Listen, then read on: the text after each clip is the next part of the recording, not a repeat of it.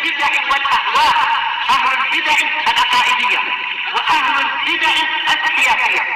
أنا أقول بيننا وبينكم السلف، بيننا وبينكم الكتب، كان فيقول البدع بيننا وبينكم السلف. الحمد لله رب العالمين، والصلاة والسلام على المبعوث رحمة للعالمين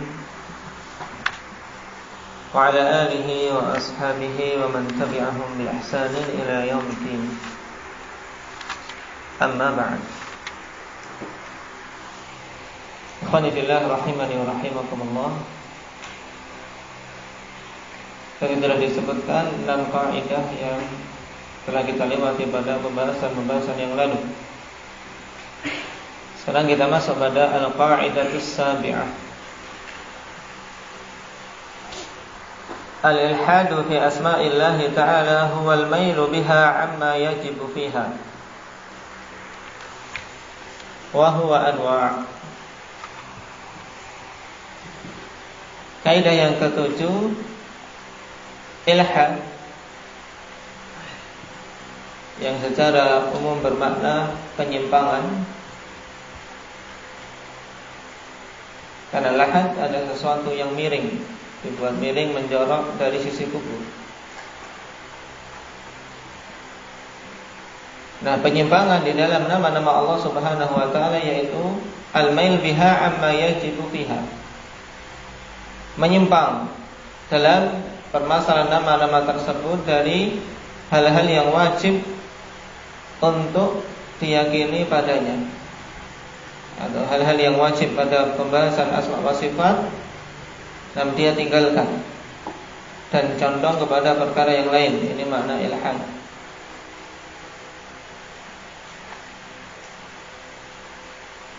Sehingga kaidah yang ke-7 ini berhubungan dengan apa? Jenis-jenis penyimpangan dalam permasalahan asma wa sifat.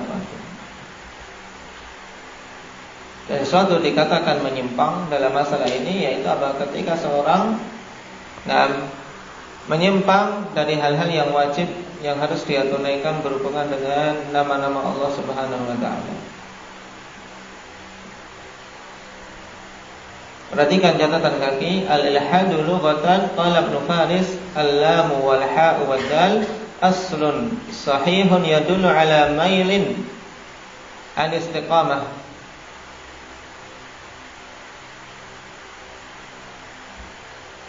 Kata lam, ha, dan dal, kalau kita dapati dalam bahasa Arab satu kata tersusun dari 3 huruf ini, maka ini adalah 6 pokok kata yang sahih yang menunjukkan suatu apa? Suatu kecondongan dari kondisi istiqomah, yaitu penyelewangan atau penyimpangan dari kondisi yang lurus. Ada kondisi istiqamah, ada kondisi ilhad. Istiqamah itu sesuatu yang lurus, kemudian ilhad adalah apa? Melenceng dari jalan yang lurus itu. Yuqalu alhada rajul idza mala an tariqil haqqi wal iman. Dikatakan alhada rajul, seorang laki-laki itu telah berbuat ilhad. Kapan? Apabila dia menyimpang atau melenceng dari jalan yang hak dan melenceng dari jalan keimanan. Wa qala Ibnu al-Athir al-ilhad al-mailu wal-'udulu 'anil haqqi wal-dhulmi wal-'udwan. Ibnu al-Athir mengatakan ilhad adalah al-mail, penyimpangan, wal-'udul 'anil haqq, yaitu meninggalkan kebenaran, wal-dhulm, dan merupakan kezaliman, serta al-'udwan, permusuhan. Wal-lahdu asy-syaqqu alladhi yu'malu fi janibil qabri li mawdi'il mayyit li'annahu amyal 'anil qabri ila janibihi. Dan lahad adalah suatu apa? Suatu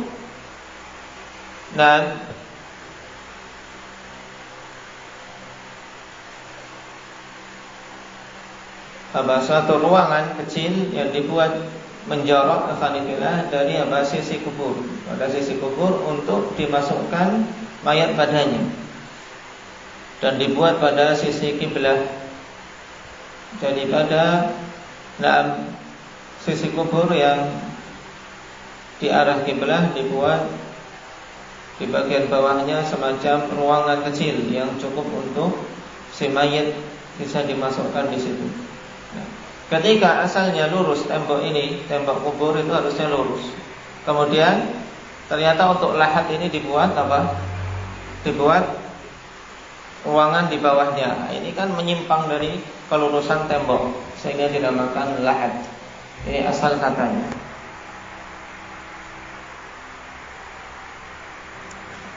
Sedangkan secara istilah,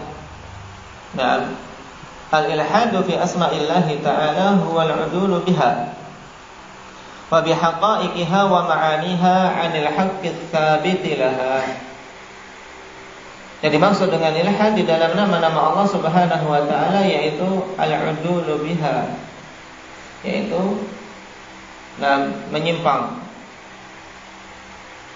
dalam permasalahan nama-nama tersebut,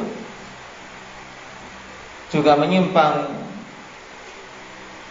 dalam permasalahan hakikat nama-nama tadi serta makna-maknanya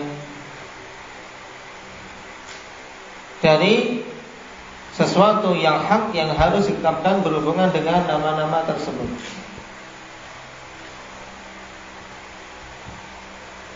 Jadi inti dari ilhad ikhwanifillah dalam nama-nama Allah adalah penyimpangan dalam perkara nama-nama Allah Subhanahu wa taala. Qala yanqasimul ilhadu ila qismain, ilhadun fi ayatillah wa huwa ala darbain.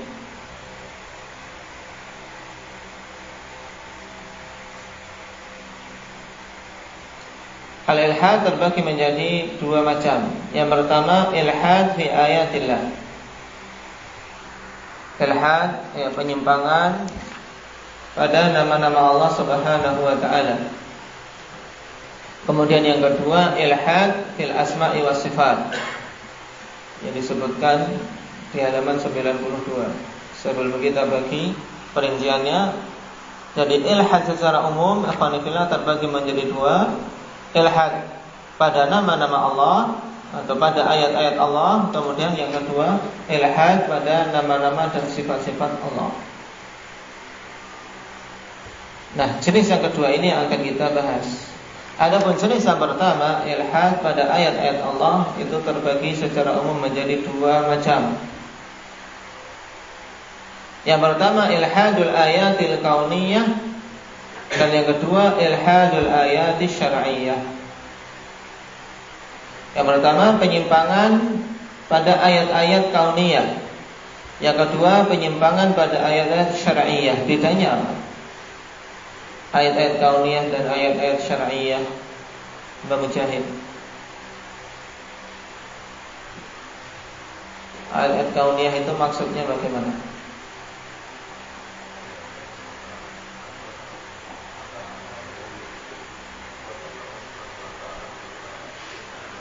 Nah, ayat-ayat kauniyah adalah tanda-tanda kekuasaan dan kebesaran Allah Subhanahu wa taala yang ada di jagat raya ini. Sedangkan ayat syar'iyyah yaitu ayat-ayat yang ada dalam kitab-kitab Allah yang Allah turunkan. Nah, lihat perincian tentang al-ilhad fil ayatil kauniyah. Penyimpangan pada ayat-ayat kauniyah wa yakunu bi thalathati umur. Terjadi pada tiga perkara. Yang pertama, ingkarun annallaha azza wa jalla huwal khaliq. Yang pertama, pengingkaran bahwasanya Allah Subhanahu wa taala adalah pencipta. Kaqaulihim la ilaha. Baik. Wal hayatu maddatun. Yang pertama, pengingkaran bahwasanya Allah Subhanahu wa taala adalah pencipta. Dan ini banyak terjadi pada orang-orang ateis, orang-orang ateis. Dan istilah mulhid di akhir zaman atau di zaman-zaman kita banyak diarahkan pada jenis ini, yaitu seorang dikatakan mulhid, huwa mulhid, yaitu kan kalau dia tidak mengakui adanya pencipta, sehingga dia mengatakan la ilaha, tidak ada ilah sama sekali, atau mengatakan al-hayah madah, hidup ini adalah suatu apa? Suatu zat. Hidup hanya sekedar suatu apa? Suatu zat. Hidup dan mati, berjalan sesuai dengan apa? Sesuai dengan perjalanan alam saja. Nah, mereka yang terjatuh dalam jenis ini biasa orang-orang orientalis, orang-orang ateis, mengakui atau berkeyakinan bahwasanya Allah itu tidak ada. Penciptaan ini tidak ada. Nah, oleh karena itulah hal yang seperti ini, akhwanillah, tidak boleh seorang muslim meragukan tentang apa kebatilannya. Cuman yang sayang, teori-teori dari orang-orang mulhid seperti ini ternyata masih terus dan terus dipelajari dalam sekolah-sekolah. Teori penciptaan semesta, baik itu ada teori bintang kembar, teori nebula, teori dentuman besar dan seterusnya. Semuanya teori-teori orang-orang kafir, orang-orang mulhid, yang mereka apa? Mereka tidak meyakini adanya pencipta. Untuk apa seorang mukmin, anak-anak kaum mukminin harus mempelajari teori-teori orang kafir tersebut?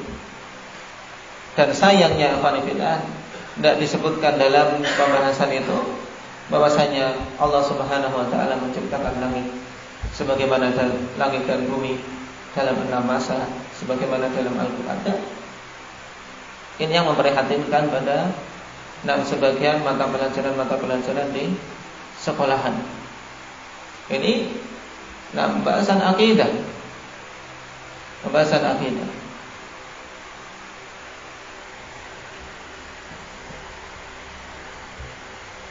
Mengatakan jagat raya ini asalnya dari gas yang berputar, karena putaran cepat kemudian masing-masing menjadi apa? Menjadi bulatan-bulatan seperti bola. Itulah planet-planet.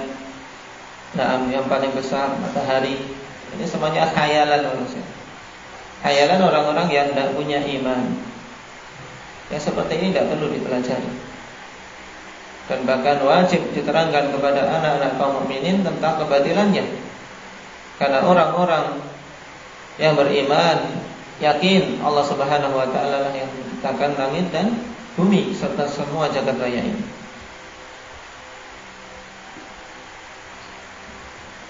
Yang kedua, di antara bentuk ilhad pada ayat-ayat kauniyah adalah idhafatul khalqi li ghairillahi azza wa jalla.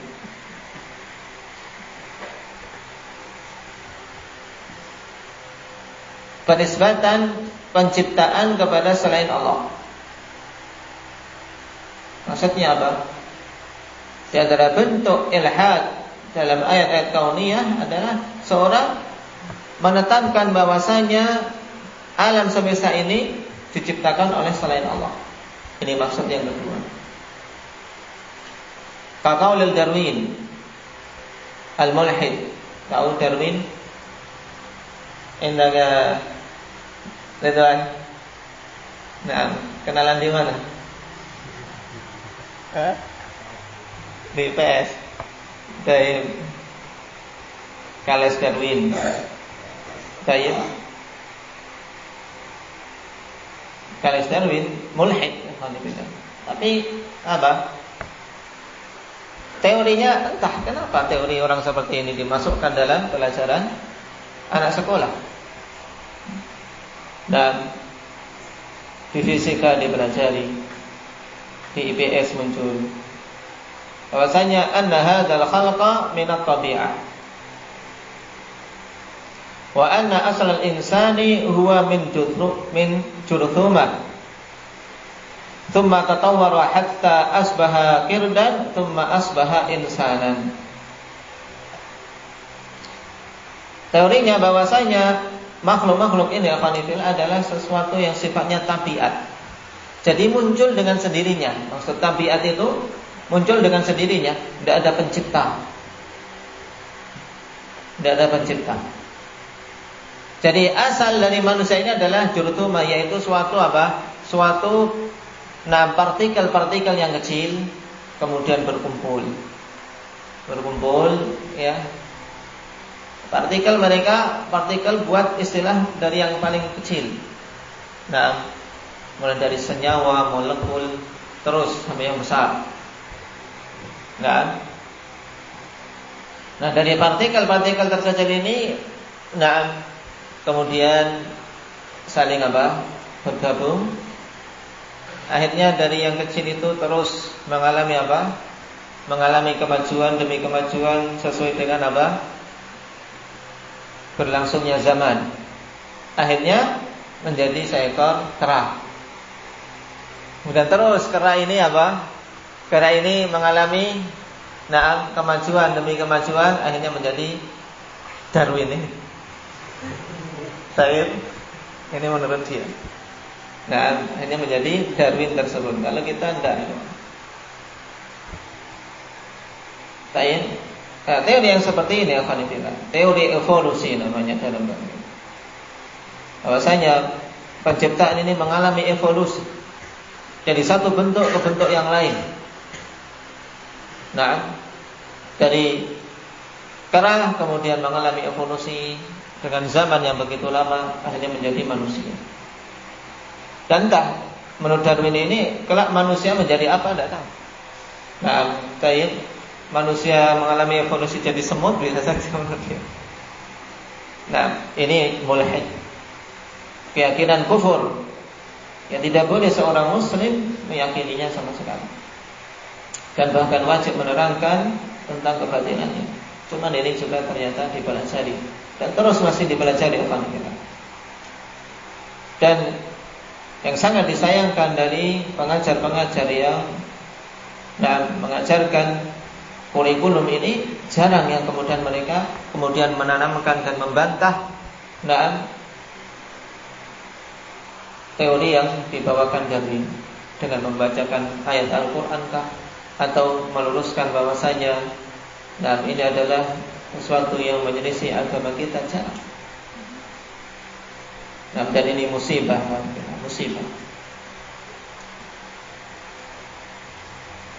Makanya kemudian bagaimana kita mau masukkan anak-anak kita ke dalam sistem yang seperti ini? Ini ilhad yang kedua. Kemudian bentuk yang ketiga, i'tiqadun anna lillahi azza wa jalla syarikan au mu'inan. Keyakinan bahwasanya Allah Subhanahu wa taala itu memiliki sekutu atau memiliki pembantu. Ini juga termasuk ilhad terhadap ayat-ayat kauniyah. Meyakini Allah Subhanahu wa taala ada pembantu-pembantu yang mengatur jagat raya ini, yang Allah bergantung kepada pembantu-pembantunya tersebut. Ini ilhad, penyimpangan. Dan penyimpangan ini masuk dalam dalam tingkatan kekufuran. Ketiga jenis ini semuanya adalah kufur. Kemudian jenis ilhad pada ayat-ayat syar'iyyah. Dikatakan oleh Syekh Kamal Al-Adani rahimahullahu taala, al-ilhadu fil ayati syar'iyyah wa yakunu bi thalathati umur. Ilhad pada ayat-ayat syar'iyyah, apa tadi ayat-ayat syar'iyyah yang dimaksud? Hudzaifah, yang dimaksud dengan ayat-ayat syar'iyyah apa?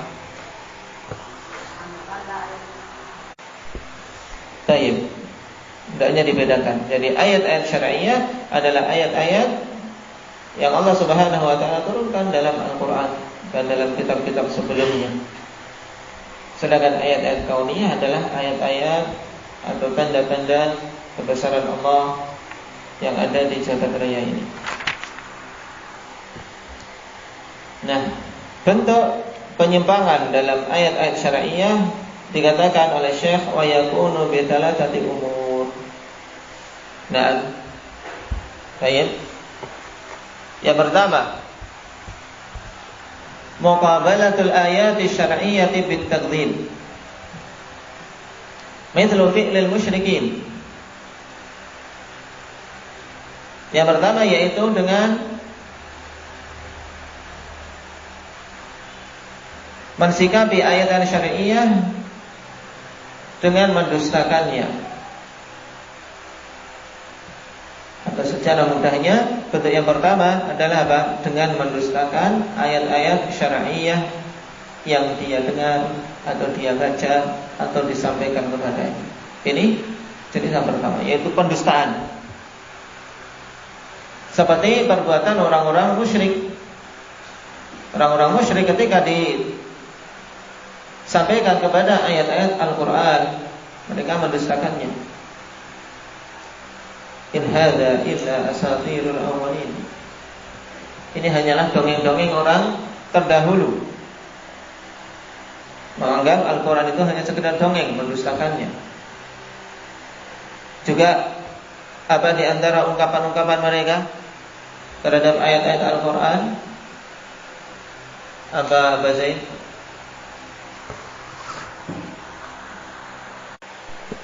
Baik. Mereka menyatakan in hadza illa qaulul bashar. Disampaikan Al-Quran malah mengatakan ini hanyalah perkataan manusia. Maka Allah Subhanahu wa taala masukkan dia ke dalam neraka, sa'usrihi saqar. Akan aku masukkan dia ke dalam neraka saqar. Ini jenis ilhad yang pertama terhadap ayat-ayat syariah yang dilakukan oleh orang-orang musyrik, mendustakan ayat-ayat syariah tersebut. Yang kedua, muqabalatuha bitahrif. Menyikapi ayat-ayat syariah tersebut dengan menyimpangkan maknanya. Ini juga ilhad. Kafi'lil Yahudi fi tahrifihi musyara'.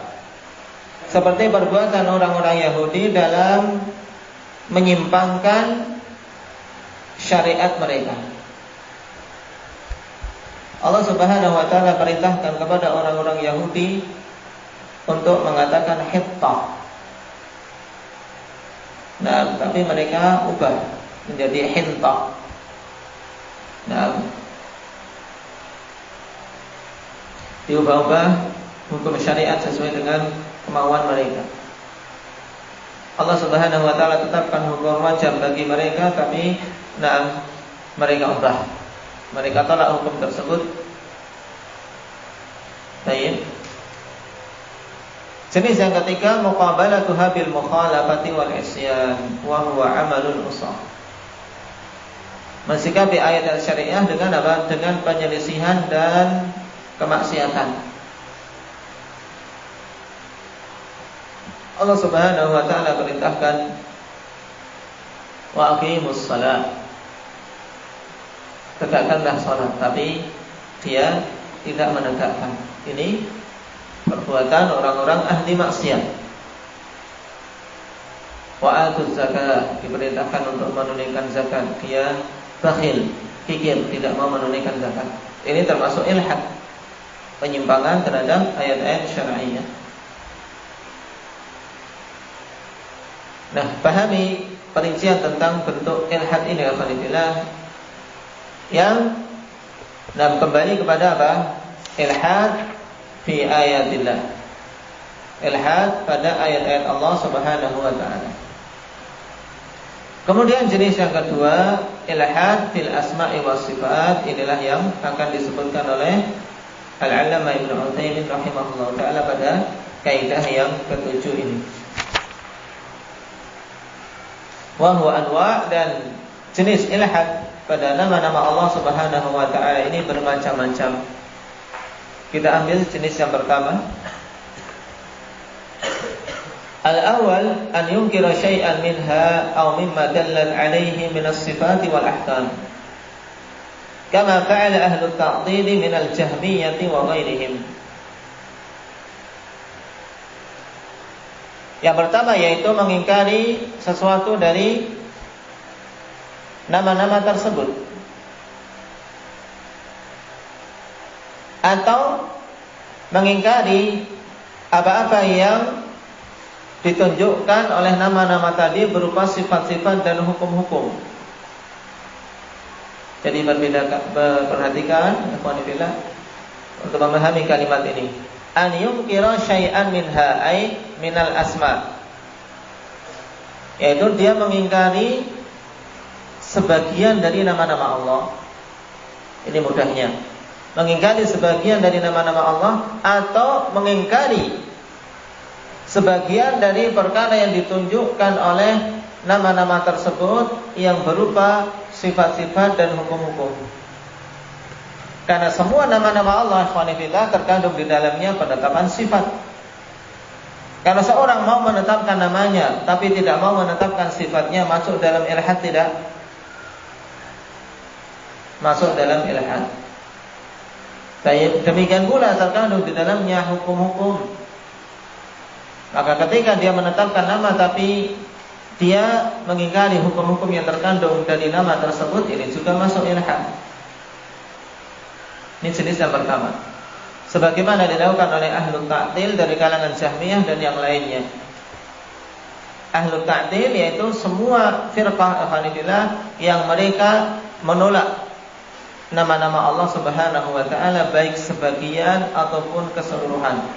Ini masuk kategori ahlul ta'til. Walaupun hanya satu saja yang dia ingkari, dikategorikan ahlul ta'til.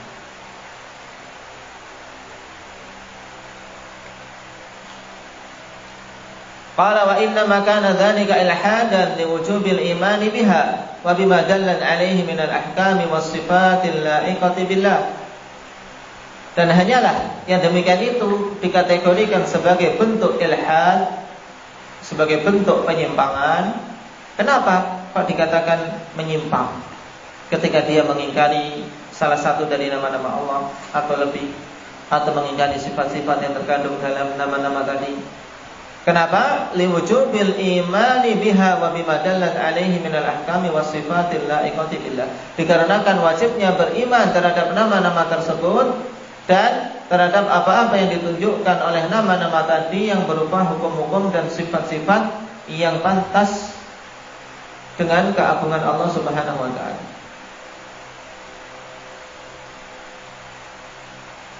Fa in kana syai'un min dzalika mailun biha amma yajibu fiha.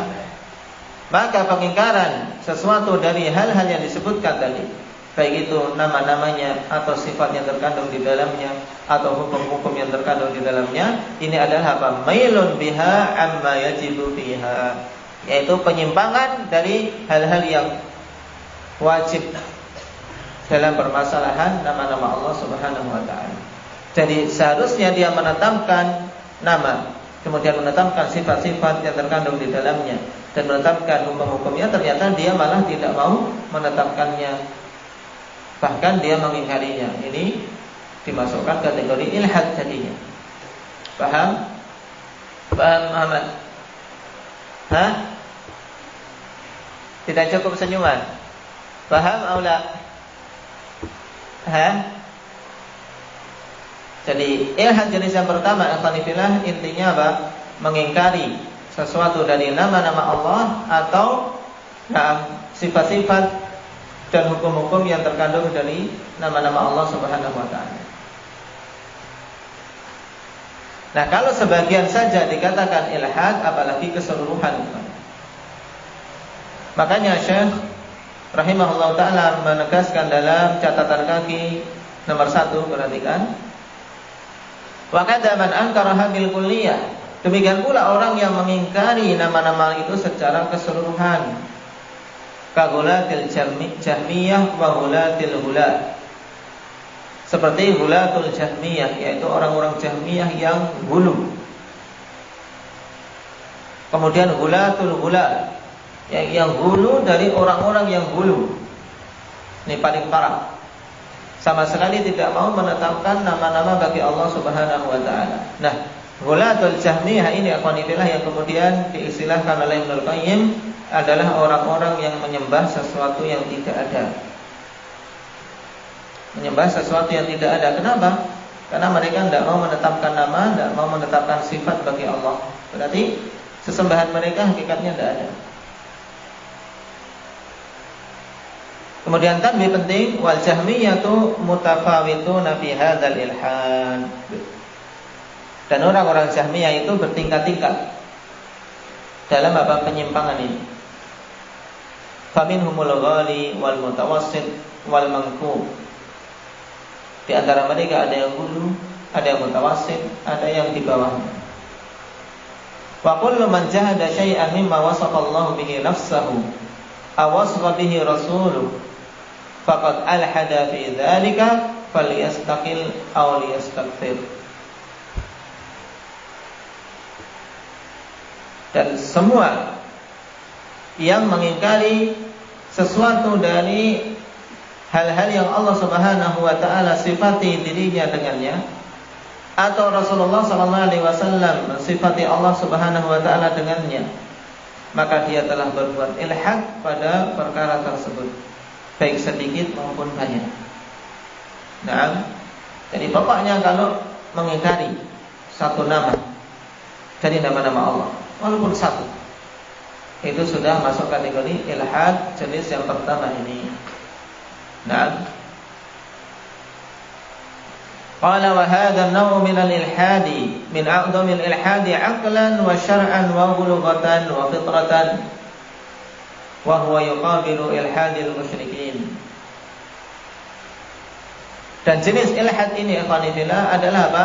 Ilhad yang paling besar, yaitu paling parah secara akal maupun secara syar'i dan secara bahasa serta fitrah. Jadi ilhad jenis yang pertama ini ilhad yang paling parah. Sisi keparahannya baik secara akal, secara syariat, secara bahasa maupun secara fitrah manusia. Wa huwa yuqabilu ilhadil musyrikin, dan ini yang sesuai dengan ilhad yang dilakukan oleh orang-orang musyrikin.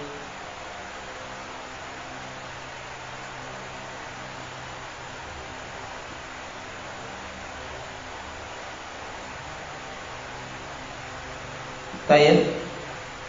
Fa inna ulaika a'tau asma'ahu wa sifatihi li alihatihim. Sebab orang-orang musyrikin mereka memberikan nama-nama Allah serta sifat-sifatnya untuk sesembahan mereka. Ini mungkin. Nama-nama Allah diberikan kepada sesembahan-sesembahan mereka. Seperti apa? Lata dari apa? Lata diambil dari Al-Ilah. Uzza diambil dari Al-Aziz. Manah diambil dari Al-Mannan. Nah, ini sesuai dengan apa yang disebutkan di sini. Wa huwa haula'i salabuhu sifati kamalihi wa jahaduha wa aqtaluha faqilahuma mulhidun bi asma'i. Dan mereka haula di sini yaitu Jahmiyah. Wa haula yaitu orang-orang Jahmiyah, mereka menghilangkan bagi Allah Subhanahu wa taala nama-nama dan sifat-sifat kesempurnaannya, dan mereka mengingkari sifat-sifat tersebut dan meniadakan Allah Subhanahu wa taala dari sifat-sifat. Dan keduanya mulhid, yang keduanya menyimpang dalam pembahasan nama-nama Allah Subhanahu wa taala. Baik, ini jenis yang pertama. Intinya jenis yang pertama apa?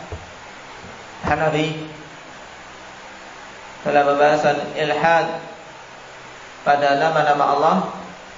Yang pertama apa?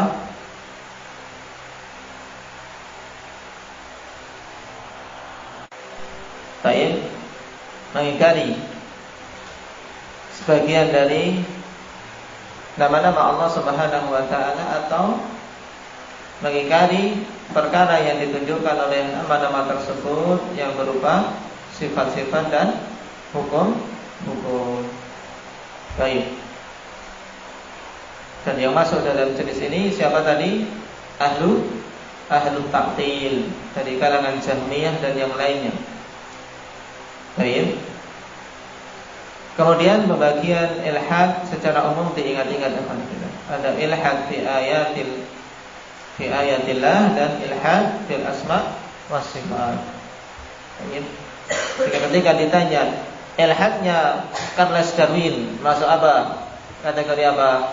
Wahyu.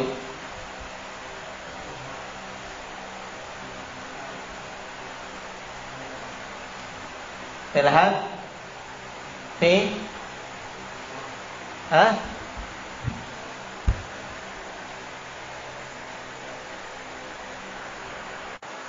Tayyib, masuk dalam kategori ilhad fi ayatillah al-kauniyah.